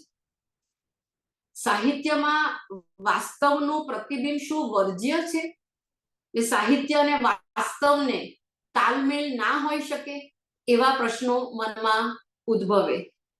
હવે આ પુસ્તકની મેં એક એની જે મહત્વ છે એની વાત કરતા મેં એવું નોંધ્યું છે કે યુનિવર્સિટીઓમાં અંગ્રેજી વિભાગોમાં diaspora સ્ટડીઝમાં acculturation, assimilation, integration, memory, individual and collective past, identity, physical, social and mental borders, double consciousness, subjectivity, gender, race and class experiences, multiculturalism, cosmopolitanism, globalization, multiculturalism અને મેલ્ટિંગ પોટ અને સેલડ બોલ એના જેવા ફૂડ મેટાફર્સ વગેરે અનેક મુદ્દાઓની ચર્ચા કરવામાં આવે છે. એની પર એમફિલ અને પીએચડી માં પણ એનો ઉપયોગ કરવામાં આવે છે એને અપ્લાય કરવા માટે સાહિત્યને. અલબત્ત એને ડાયસ્પોરા લિટરેચર, કલ્ચરલ સ્ટડીઝ અને ક્યારેક સમાજશાસ્ત્રના અભ્યાસ માટે એનો ખપ પડે છે. હવે આ જે પુસ્તક છે રેખાબેને જે સંપાદિત કરેલું છે સ્મૃતિ સંપદા, એને આપણે સાહિત્યની રીતે પણ નોન ફિક્શન કેટેગરીમાં મૂકી શકાય એમ છે. એટલે આ લિટરેચર જ છે. નોન ફિક્શન કેટેગરીમાં જો આપણે મૂકીએ તો એ શક્ય છે કે ગુજરાતી વિભાગમાં આને કલ્ચર સ્ટડીઝ કે ડાયસ્પોરા સ્ટડીઝમાં કે સમાજ વિદ્યા વિભાગમાં પણ આની પર એમફિલ પીએચડી થઈ શકે એટલું ઉપયોગી છે આ. એટલે કે જે રિસોર્સિસ હોય પ્રાઇમરી રિસોર્સ, એ પ્રાઇમરી રિસોર્સમાં આ પુસ્તક ઘણું કામ લાગે એવું છે. મધુસૂદનભાઈનું પુસ્તક અને આરાધનાબેન ભટ્ટનું દેશાંતરિત નારીઓ સાથેનું સંવાદોનું પુસ્તક જે છે પ્રવાસીની, આ બધું મળીને એક સારી સામગ્રી ઊભી થાય એમ છે. ઉપરની યાદીમાં દર્શાવેલા ડાયસ્પોરાના ડિસ્કોર્સ કે થિયરીમાં વપરાતા જે મુદ્દાઓ છે એ સ્મૃતિ સંપદામાં જે નેરેટિવ્સ આલેખાયેલા છે એમાં વ્યવહારિક ધોરણે ખૂબ જ અસરકારક રીતે ઉજાગર થાય છે. પેલા તમે વ્યાખ્યાની રીતે તમે એસિમિલેશન સમજાવવા જાઓ ને તો એ તો પેલા જે થિયરિસ્ટ હોય એના શબ્દોમાં આપણે વાંચીએ એને સમજણ પડે તો પડે ને પૂરી સમજણ ના પણ પડે. પણ તમે આ પુસ્તક વાંચો, આના લેખ વાંચો એટલે એસિમિલેશન કોને કહેવાય? પેલા વ્યાખ્યાની સાથે આ વાંચો એટલે તરત મગજમાં ઉતરી જાય કે અચ્છા આ લિવ્ડ એક્સપિરિયન્સ છે ઓફ એસિમિલેશન. એ રીતે પણ આ પુસ્તક તમે જુઓ કેટલું ઉપયોગી છે. અને ફાધર વાલેસનું જે પુસ્તક છે two countries one life, encounter of cultures, એનું જે પ્રકરણ છે અ વર્ડ ટુ અમેરિકા, એ પણ આમાં યાદ આવે. કારણ કે આ પુસ્તકમાં જે ટ્વિન ટાવર્સની જે વાત છે કે ઈરાન એજિટેશનની જે વાત છે તો એ ત્યારે આપણે કહીએ કે ક્લેશ થાય છે કલ્ચર્સનું. અને એ જે પ્રકરણ છે ફાધર વાલેસના પુસ્તકમાં એ પણ ખૂબ આની સાથે સંલગ્ન છે જો તમે વાંચો તો. એટલે પછી વધુમાં મેં કહ્યું છે કે અંગ્રેજીમાં અભ્યાસ સંશોધન માટે, હમણાં રેખાબેને એનો ઉલ્લેખ કર્યો, અંગ્રેજી વાચકો માટે અને ખાસ તો અમેરિકાની નવી પેઢી જે ડાયસ્પોરા ફેમિલીઝની નવી પેઢી, અમેરિકાની લાઇબ્રેરીના આર્કાઇવ્સ માટે એ આ પુસ્તકનો અંગ્રેજી અનુવાદ કરવો ઘટે. જો આપણે એને અમે આગળ કહ્યું છે કે આર્કાઇવલ મટીરિયલ છે, આનું આર્કાઇવલ મહત્વ છે, તો એ પણ થાય તો વધારે સારું છે.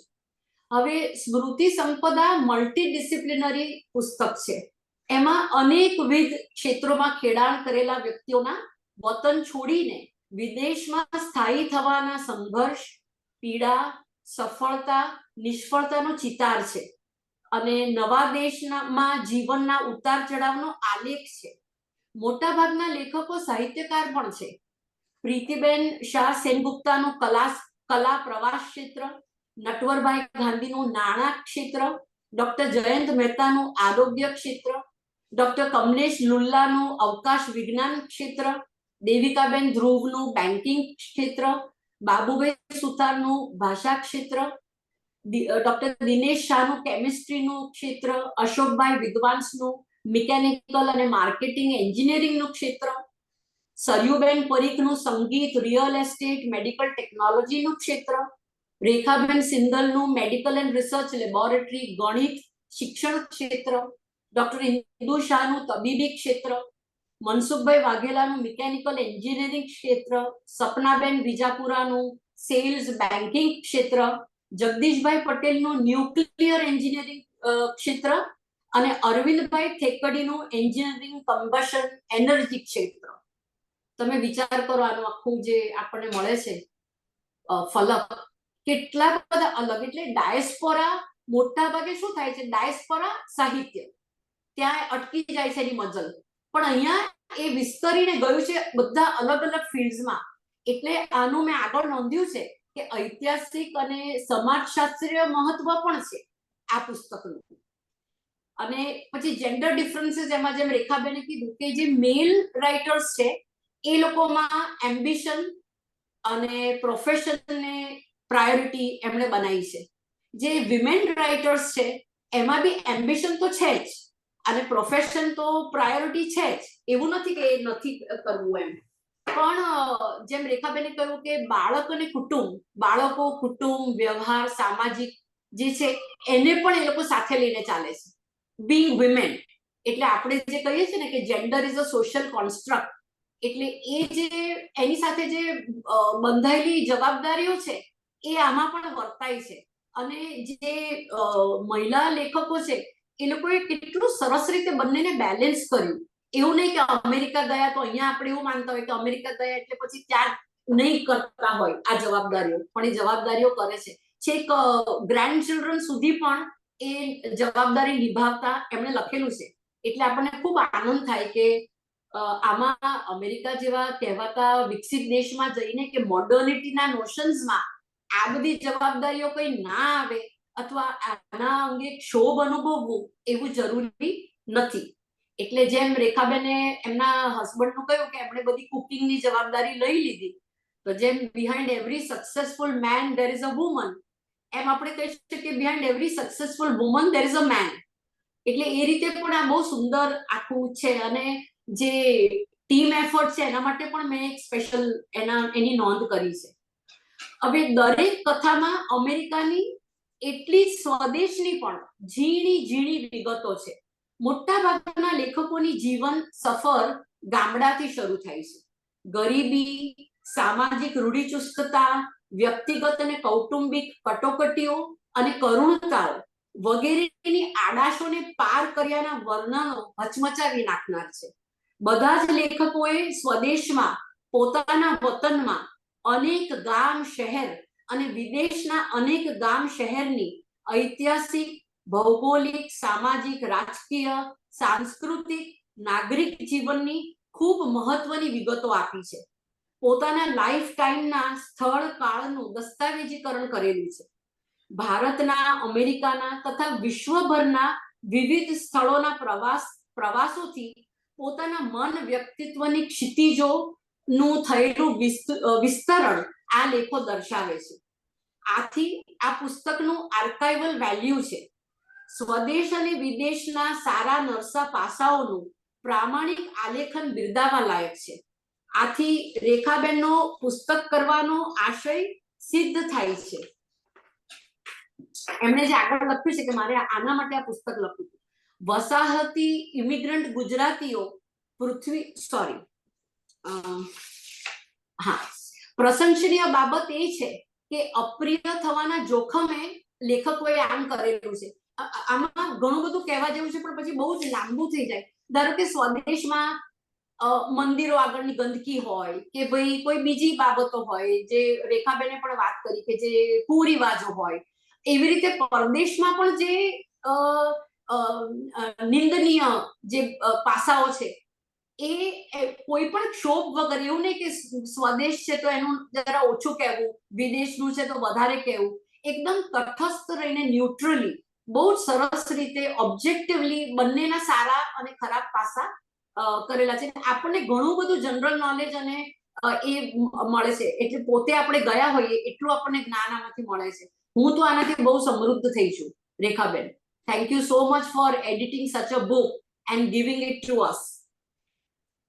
એટલે પોતે સ્વદેશમાં હતા ત્યારની ગેરમાન્યતાઓ કે પૂર્વગ્રહો ખોટા સાબિત થયાની પણ ખુલ્લા મને કબૂલાત કરેલી છે. આપણે ઘણીવાર કેવું કરીએ, મારી ગેરમાન્યતા હોય એ ખોટી સાબિત થાય તો પછી હું એના વિશે મૌન રહું, પણ એવું નથી કર્યું. લેખકોએ ખૂબ ખુલ્લા મનથી એની કબૂલાત કરી છે. ઘટનાઓનું વર્ણન દર્શાવે છે કે જનરલાઇઝેશન કરવું ખોટું છે. કોઈ બે વ્યક્તિ કે સંજોગ એક સરખા હોતા નથી. દેવિકાબેન ડોક્ટર લુલ્લાનું વૃત્તાંત તૈયાર કરે અને નવનીત શાહ અરવિંદભાઈના અંગ્રેજી લેખનો ગુજરાતી અનુવાદ કરી આપે. આ પુસ્તક કોલેબોરેટિવ એફર્ટનું ઉત્કૃષ્ટ ઉદાહરણ છે. ધ ટીમ એફર્ટ જેના કારણે આ પુસ્તક આપણને મળે છે એને આપણે સલામ કરીએ છીએ. અંતમાં પુસ્તકના એપિગ્રાફ્સનો ઉલ્લેખ કરતા કહેવું છે, આમાં પ્રેસિડેન્ટ બરાક ઓબામા અને પ્રેસિડેન્ટ રોનાલ્ડ રીગનના બે બહુ જ સરસ કોટેશન મૂકેલા છે, એકદમ અપ્રોપ્રિએટ છે. એટલે એના સંદર્ભમાં કહું છું કે સદીઓથી વિશ્વના અને અન્ય દેશોના લોકોની માફક ભારતીયો પણ અમેરિકન ડ્રીમ સેવતા આવ્યા છે. આ પુસ્તકના લેખોમાં પણ એ બાબત સ્પષ્ટ થાય છે. સ્વદેશમાં જે શક્ય નહોતું તે અમેરિકામાં શક્ય બન્યું. 60ના દાયકાથી આજે 21મી સદીમાં 2024માં પણ આ જ પરિસ્થિતિ છે. 1620માં ટી.એસ. એલિયટના પૂર્વજો સહિત પિલગ્રીમ ફાધર્સ જે કહેવાયા, એ લોકો ઇંગ્લેન્ડના પ્લિમથથી મે ફ્લાવર વાણમાં બેસીને, જે તે વખતે ન્યૂ વર્લ્ડ કહેવાતું હતું, જે પાછળથી કહેવાયું, એ લોકોએ ન્યૂ પ્રોમિસ્ડ લેન્ડ એમ મનમાં રાખીને એ તરફ એમણે વહાણમાં પ્રયાણ કર્યું હતું. એ જે માનતા હતા તેનું આકર્ષણ આજે પણ એટલું જ છે. એ કેટલી અજાયબ હકીકત છે. અમેરિકન ડ્રીમની જે આપણે વાત કરી છે ને, પ્રોમિસ્ડ લેન્ડ, તે હજુ પણ એ જ છે લોકોના મનમાં. સ્વદેશના વતનને છોડ્યા બાદ લેખકોએ પૂરા મન હૃદયથી અમેરિકાને પણ વતન તરીકે અપનાવ્યું છે. એ હૂંફ એમના થકી આપણને પણ અનુભવાય છે. સીમાઓ આપણને જુદા પાડે છે અને જોડે પણ છે. આપણે ગુજરાતમાં હોઈએ કે અમેરિકાના કોઈ રાજ્યમાં, છીએ તો પૃથ્વીના નિવાસી. સમગ્ર વિશ્વની ભૂમિને વંદન કરી વિરમું છું. વાહ, આફરીન. રૂપાલીબેન, ખૂબ સરસ. હવે હું પંચમભાઈને કહું કે પ્રશ્નોત્તરી અને આભાર દર્શન તરફ લઈ જાય કે પંચમભાઈ. હા, જરૂર વિપુલભાઈ. મને લાગે છે કે આપણે પ્રશ્નોત્તરીમાં જઈએ પહેલા હું આભાર દર્શન કરું. તો સૌ પ્રથમ ગુજરાતી સાહિત્ય અકાદમી વતી રેખાબેનનો ખૂબ ખૂબ આભાર. એમણે અમારા આમંત્રણનો સ્વીકાર કર્યો અને આ પુસ્તક વિશે આપણી સામે વાત મૂકી. તો ખૂબ ખૂબ આભાર રેખાબેન, અને તમારી જે આખી ટીમ છે જેમણે તમને આ પુસ્તક માટે સહાય આપી છે. સૌનો આભાર માનીએ છીએ, સૌને વંદન કરીએ છીએ. પુસ્તક વિશે તો તમે ખૂબ સરસ વાત કરી અને વાંચ્યું પણ છે. એ પુસ્તક વિશે રૂપાલીબેને જે સમાપન કર્યું, એ જોઈને આપણને થાય કે અકાદમીના મંચ પરથી કયા પ્રકારનું સમાપન થવું જોઈએ. એના જે એક પ્રકારના આપણી પાસે એક્ઝામ્પલર હોય, એમાં એક્ઝામ્પલર તરીકે મૂકવા જેવું છે. ભાયાણી સાહેબ પણ જ્યાં હશે ત્યાંથી આને અમી નજરે જોતા હશે કે આ પ્રકારની સ્વાધ્યાય પીઠમાં આ પ્રકારનું કામ થાય છે. તો રૂપાલીબેન, તમારો ખૂબ ખૂબ આભાર. અમને બધાને અમારો એક તાસ લીધો અને કેટલું બધું અમને જ્ઞાન આપ્યું, એ માટે અમે તમારા ખૂબ ઋણી છીએ. શ્રોતા અને દર્શક મિત્રો જે દૂર દૂરથી જોડાયા છે, ભારતથી, અમેરિકાથી, બ્રિટનથી, તમારા સૌનો ખૂબ ખૂબ આભાર. ખાસ કરીને ટાઈમ ડિફરન્સને કારણે તમે જો વેસ્ટ કોસ્ટમાંથી જોડાયા હો તો ખૂબ અર્લી હશે. તમે વહેલા ઉઠ્યા અને જોડાયા માટે ખૂબ ખૂબ આભાર તમારો. હવે આભાર વિધિ પછી થોડા પ્રશ્નો લઈએ. કોઈને કંઈ પ્રતિભાવ આપવા હોય, કંઈ પ્રશ્નો પૂછવા હોય તો તમે અનમ્યુટ કરી શકશો હવે. અને હું ગેલેરી મોડમાં જતો રહું છું એટલે આપણે જોઈ શકીએ બધાને. કોઈને કંઈ કહેવું હોય, પ્રતિભાવ આપવા હોય તો હાથ ઊંચો કરજો. તમે રિએક્શન આપશો તો પણ ખ્યાલ આવશે કે તમારે પ્રશ્ન પૂછવો છે, કોઈ કંઈ કહેવું હોય.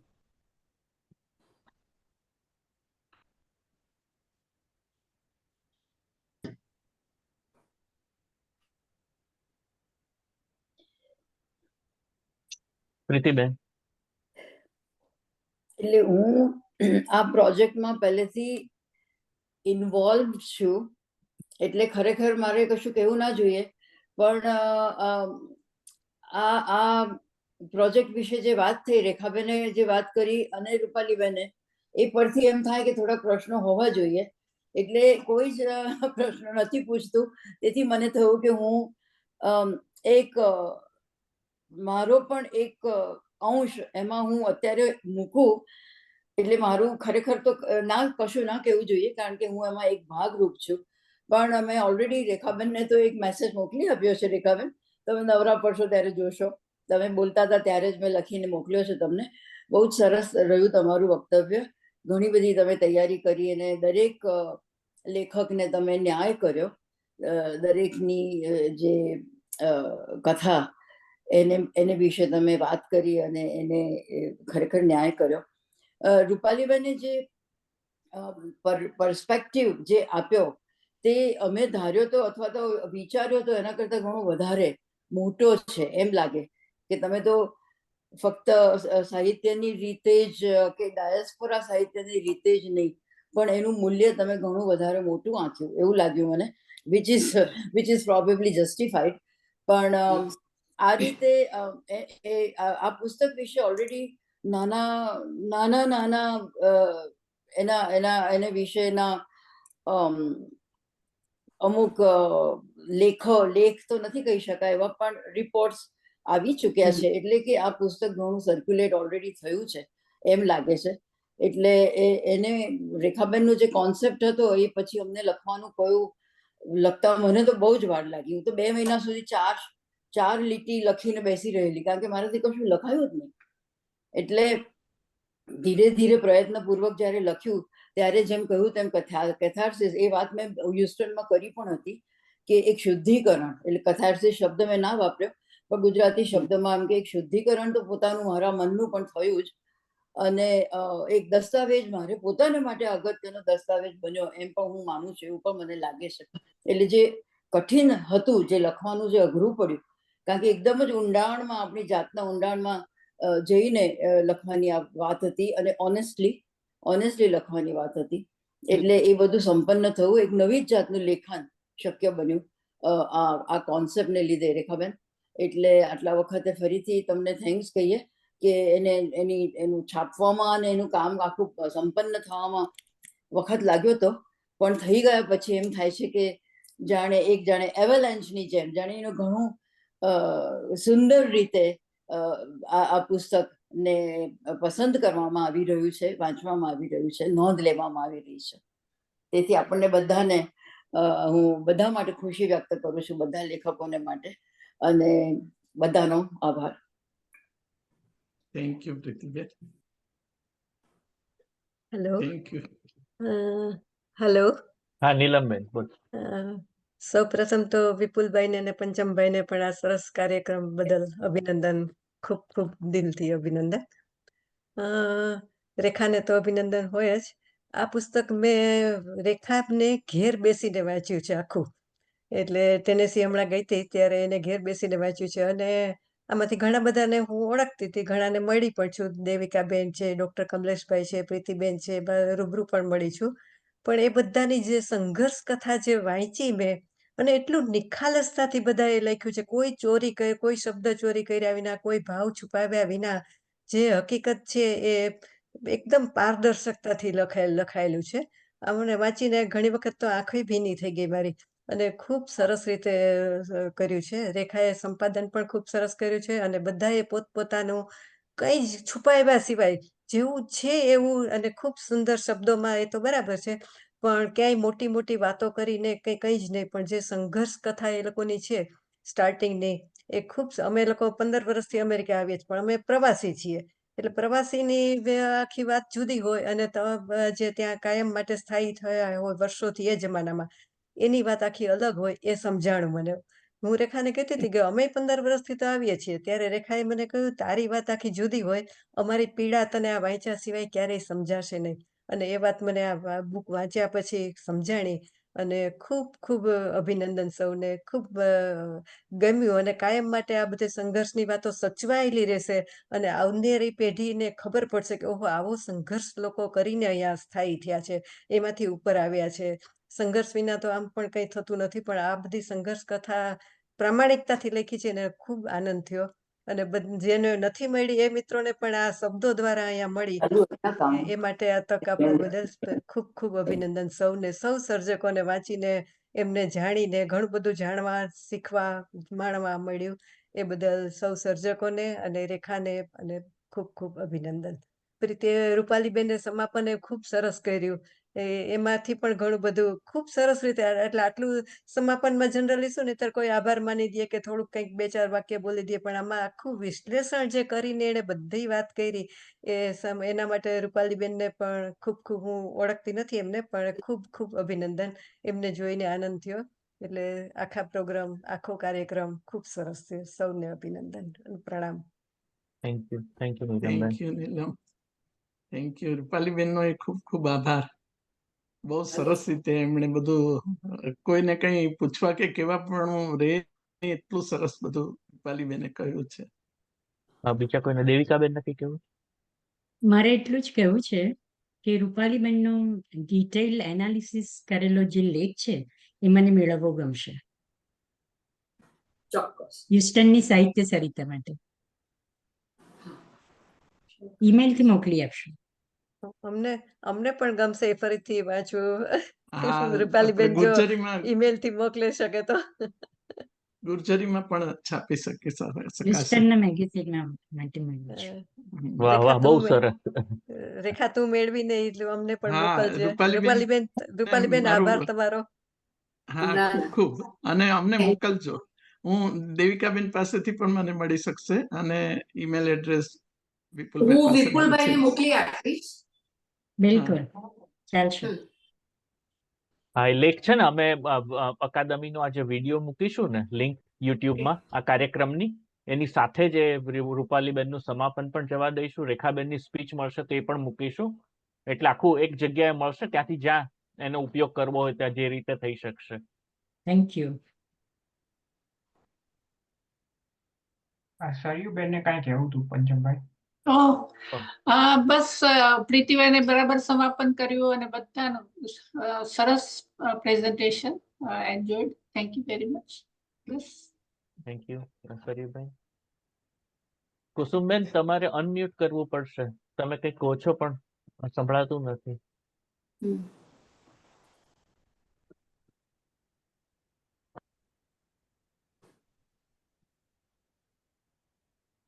આટલું સરસ વાતાવરણ ઝૂમ પર અનુભવવા માટે હું મારી જાતને ધન્ય માનું છું. અને આખું બધું વાતાવરણ જ બદલાઈ ગયું. મગજમાં પણ વાતાવરણ સેટ થઈ જાય છે કે ના, આપણે પરદેશમાં નથી, પણ આપણે દરેક જણા એક જ છીએ એમ. અને સ્ત્રી ને પુરુષની હરીફાઈ અત્યારે દરેક બાબતમાં થાય છે, પણ આમાં બધું એકદમ સ્પષ્ટ તરી આવે છે કે જો સમજપૂર્વક બધાના સંસાર ચાલતા હોય તો એ બધા અભિનંદનને પાત્ર છે. Thank you Kusumben. ઓકે. મને લાગે છે કે ચિમનભાઈને કંઈ કેવું છે. મને લાગે આમ તો ઘણો ટાઈમ થઈ ગયો છે, કદાચ તમારો ટાઈમ પૂરો થઈ ગયો હશે, પણ હું નેશવિલમાં છું, રેખાબેનને સારી રીતે ઓળખું છું. એટલે મેં કહ્યું એમ કે હું એક એન્જિનિયર છું, એટલે મને ભાષાનું ઘણા વખત એમ થતું કે આજે આખી પેઢી જતી રહી છે, જેણે સંઘર્ષ કર્યો છે, સક્સેસ ગયા છે, એના વિશે કોઈ લખે તો સારું. એટલે આજે શરૂઆત કરી છે, બહુ સરસ છે, અને મને લાગે આ કન્ટિન્યુ રહે તો સારું. કારણ કે મને ખબર છે અહીંયા નેશવિલમાં અમારા એક ડૉક્ટર ગુહા છે, 97 યર્સના, એ જેણે આઝાદીમાં પણ ભાગ લીધો હતો અને ગાંધીજી સાથે કામ કર્યું હતું. એ બધું જે વાતો છે એ બધી એ આખી પેઢીએ જતી રહે પહેલા કોઈ એને રેકોર્ડ કરી લે તો સારું, એ મને ઘણા વખતે થયા કરતું હતું. એટલે આ થયું છે અને આશા રાખું કે આ સિરીઝ ચાલુ રહે. Thank you. બહુ સરસ કામ છે. Thank you Chimanbhai. બીજા કોઈને કંઈ કેવું છે? ઓકે, તો આપણે આ કાર્યક્રમનું સમાપન કરી છે. ફરી એકવાર રેખાબેન, રૂપાલીબેન, તમારો ખૂબ ખૂબ આભાર. સૌ મિત્રોનો આભાર પ્રતિભાવ આપવા માટે. અને હવે ફરી પાછા આગામી બેઠક માટે તમને માહિતી મળશે. વિપુલભાઈને કંઈ કહેવું હોય છેલ્લે? પચ્ચમભાઈ અને નીરજભાઈ, આ આપણે સમાપન કરીએ પછી આપણે થોડીક મિનિટો માટે મળીએ. ચલો ચાલો આવજો મિત્રો. આવજો. આવજો.